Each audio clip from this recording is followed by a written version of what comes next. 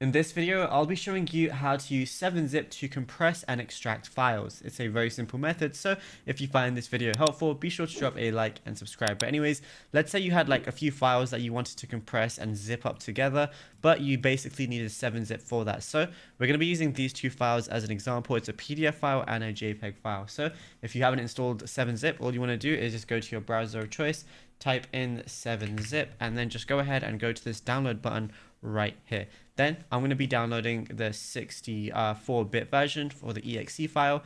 So I'm just going to go ahead and download the latest version. I'm going to press download. It instantly downloads because 7-Zip is such a small file, literally just 1.6 megabytes. So just go ahead and click on the installer, then just make sure you know where it's installing, and then once it's installed, that's it, you'll be good to go. So just X out of that, and now all you want to do is go to the files that you want to zip up, and then mine are right here. So all you want to do is highlight them, then right click, and then just go to 7-Zip, and then you can compress to a specific area, or you can compress an email, or really just compress them however you want. So you can add a desktop 7-Zip like right there on the desktop, but it's really up to you however you want to compress it. But you can just do it from anywhere. It doesn't have to be your desktop, it can be File Explorer as well, but it's as simple as that.